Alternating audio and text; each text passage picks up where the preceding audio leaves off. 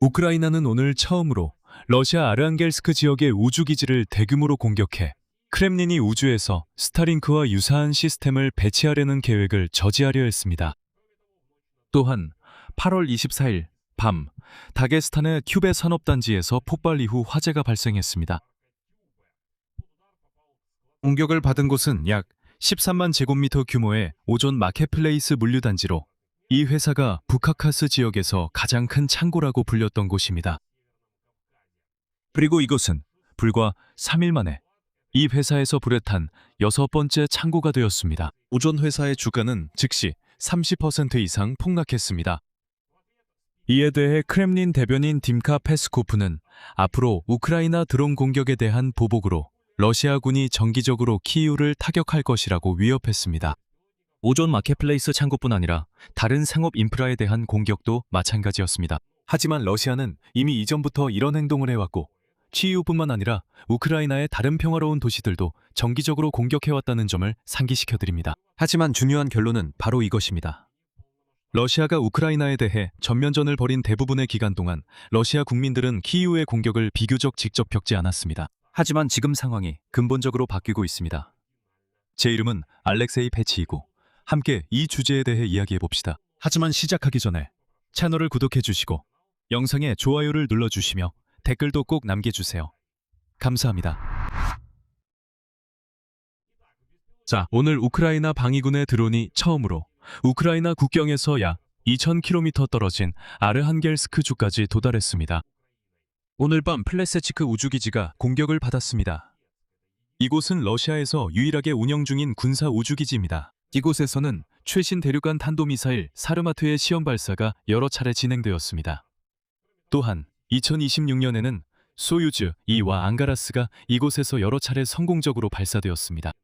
그리고 러시아 국방부가 미국의 스타링크 시스템과 유사하다고 보고 있는 라스스베트 궤도 군집의 위성들도 이곳에서 발사되었습니다. 아침에 아르한겔스크 지역에서는 드론 위험 경보가 발령되었습니다. 주지사 알렉산드르 치볼스키는 주민들에게 대피소를 찾으라고 촉구했고 모바일 인터넷이 차단될 수 있다고 경고했습니다. 공격의 결과에 대해서는 그는 결국 아무런 발표를 하지 않았지만 모니터링 채널들은 무언가가 실제로 떨어졌다고 전했습니다. 하지만 안타깝게도 나쁜 소식이 있습니다. 오늘 러시아인들은 결국 군사용 화물을 실은 로켓을 궤도에 올렸습니다. 러시아 국방부는 아르한겔스크 지역의 플레세츠크 우주기지에서 결국 중형급 소유즈 2.1B 로켓 발사가 성공적으로 이루어졌다고 전했습니다. 이 로켓은 군사용 화물을 궤도에 올렸으며 그 종류와 용도는 공개되지 않았습니다. 하지만 이 로켓이 바로 라스베트 시스템의 위성을 쏘아 올린 것이라는 의혹이 있습니다. 즉, 스타링크와 유사한 것입니다. 그래서 이번에는 안타깝게도 발사를 저지하지 못한 것 같습니다. 전반적으로 최근 우크라이나 군대는 러시아 우주 인프라에 대한 공격을 더욱 활발히 하고 있습니다. 다시 말씀드리면 8월 15일에는 사마라 지역에 있는 프로그레스 로켓 우주 센터가 공격을 받았습니다. 이곳은 소유주의 발사체를 대량 조립하는 유일한 기업입니다. 우크라이나 참모총부에 따르면 로켓 우주 센터는 또한 러시아군이 정찰에 사용하는 우주 장비도 제작합니다. 위성 사진은 생산이 이루어지는 106A 작업장의 파괴를 보여주었습니다. 소유주는 고도의 청정 등급 환경에서 제작되며 이는 압력 수준 조절, 미세 기후 유지, 멸균 등 특별한 조건을 필요로 합니다. 작업장 복구에는 몇 달이 걸릴 수 있습니다. 또한 오늘 밤 8월 24일로 넘어가는 사이에 우크라이나군이 로스토프 지역의 군수기업인 콤비나트 카멘스키를 공격했습니다. 이 사실은 우크라이나군 총참모부에서도 전했습니다. 콤비나트 카멘스키는 국영기업 로스테유의 산하에 속해 있으며 고체 로켓 연료, 화약, 폭발물 생산을 전문으로 하고 있습니다. 이 기업은 우라간, 스메르치, 토르나도 S 다연장 로켓 시스템의 탄약 부품을 생산합니다. 또한 지대공 미사일 시스템을 포함한 미사일 시스템용 부품도 생산합니다. S300과 S400 그리고 항공무기용 부품도 생산합니다. 협력의 일환으로 공장은 이스칸데르 M 탄도미사일 엔진용 고체연료 추진체를 공급하고 있습니다. 한편 8월 24일 밤 다게스탄의 쿤투르칼린스키 지역에서는 폭발 이후 튜베 산업단지에서 화재가 발생했습니다. 공격을 받은 곳은 약 13만 제곱미터 규모의 오존 마켓플레이스 물류단지로 북합카스에서 회사의 최대 창고로 불렸던 곳입니다.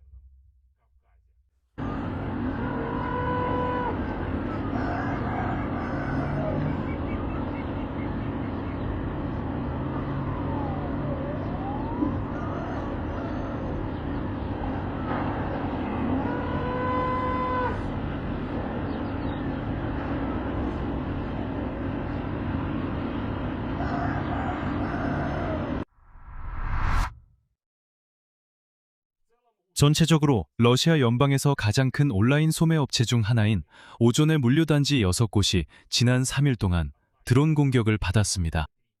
이 공격들은 7월 중순부터 이어진 와일드베리스 창고에 대한 공격에 뒤이어 발생했습니다.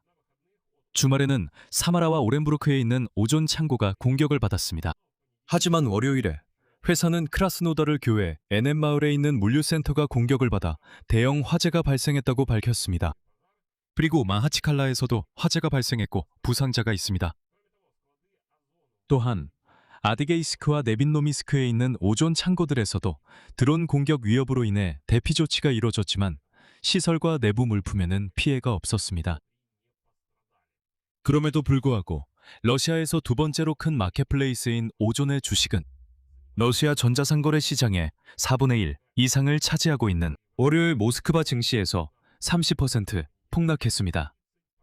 이런 상황에서 오늘 크렘린 대변인 딤카 페스코프가 밝혔습니다. 러시아군이 우크라이나 드론 공격에 대한 보복이라는 명분으로 키예프를 정기적으로 타격할 것이라고 밝혔습니다. 오존 마켓플레이스의 창고뿐만 아니라 다른 상업 인프라에도 해당됩니다. 마치 러시아인들이 지금까지 이런 일을 하지 않았던 것처럼 말이죠. 이건 정말 위선입니다. 하지만 제가 뭘 놀라겠습니까? 이게 바로 씻지 않은 러시아인들이니까요. 이전에 블라디미르 푸틴은 키예프 정권이 우리의 경제에 피해를 주는 것을 목표로 삼았고 판도라의 상자를 열었다고 말했습니다. 자, 이제 여러분의 가장 민감한 경제 분야에서 답을 받게 될 겁니다. 솔직히 말해서 그 분야들은 이미 위태로운 상태입니다. 참고로 이것은 농업 생산에도 해당됩니다. 키예프 정권은 농산물 수출에서 주요 수입을 얻고 있습니다. 누가 판도라의 상자에 대해 말할 자격이 있겠습니까? 바로 이 대머리 깡패입니다. 블라디미르 푸틴. 그는 우크라이나에 대한 전면전을 시작했고 자신이 뻔뻔하게 얻어맞기 시작하자 이 대머리 난쟁이의 얼굴을 그냥 때리기 시작하자 그는 입을 벌리고 우크라이나가 판도라의 상자를 열었다고 주장한다. 놀랍게도 씻지 않은 러시아인들은 여전히 이 모든 것을 믿고 있다. 더 나아가 대머리 실수 블라디미르 푸틴의 말에 따르면 이러한 공격들은 전선에 있는 러시아 군인들이 그들 앞에 놓인 전투 임무를 해결하는 데 도움이 된다고 한다. 푸틴은 우크라이나에 대한 타격이 우크라이나 군이 전선에 장비와 탄약을 전달하는 능력을 방해한다고 설명했다. 이는 우크라이나 군의 인력 교대에 지장을 주고 방위 산업체들이 무기를 개선할 수 있는 능력을 줄인다고 한다. 하지만 사실 여기서 푸틴은 한 가지를 빼먹었다. 똑같은 임무를 우크라이나의 러시아 본토 공격도 수행하고 있다는 점이다. 이전에 블라디미르 푸틴은 우크라이나 드론의 공습이 처음에는 러시아 정유 공장을 타격했고 그 다음에는 와일드베리즈 창고와 흑해 및 아조프의 항구들을 공격했다고 주장했다. 러시아에는 전혀 치명적인 결과가 없었다고 주장했다.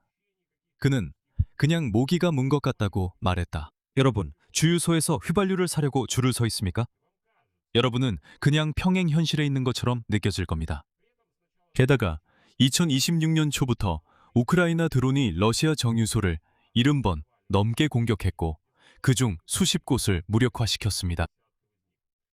그 결과 석유 정제량은 2002년 이후 최저치로 떨어졌습니다. 한편 러시아 최대 마켓플레이스인 와일드베리즈는 23개의 창고와 전체 물류 능력의 4분의 1을 잃었습니다. 이제 이 모든 물류 능력은 납세자, 즉 평범한 러시아인들의 돈으로 복구될 것입니다. 거기서 3만 루블이나 벌어도 결국 와일드베리즈 창고 복구 비용을 내야 합니다. 그리고 혹시 이해하지 못했다면 푸틴이 여러분에게 말했습니다. 이런 공격들로 인한 아무런 영향도 없다고요. 모든 게 완벽하다고요. 또한 7월부터 드론 공격으로 인해 러시아 당국은 아조프해의 곡물 항구 운영을 중단했고 8월에는 노보로시스크의 모든 곡물 터미널에서 선적이 멈췄습니다. 이로 인해 곡물 수출이 마비되었고 그중 90%가 아조프 흑해 유역을 통해 이루어졌습니다. 그리고 8월 말에는 우크라이나 드론이 러시아에서 두 번째로 큰 마켓플레이스인 오존의 창고를 공격하기 시작했습니다. 그리고 이미 알아본 바와 같이 지난 3일 동안 최소 6곳 이 공격을 받았습니다. 하지만 가장 중요한 건 헷갈리지 마세요. 푸틴의 말에 따르면 우크라이나의 러시아 공격에는 실제로 아무런 영향도 없다고 합니다. 여기서 말을 줄이겠습니다. 여러분의 의견과 생각을 이 영상 아래 댓글로 남겨주세요. 채널 구독과 알림 설정, 좋아요도 잊지 마시고요. 오늘은 여기까지입니다. 건강 조심하세요. 모두 안녕히 계세요.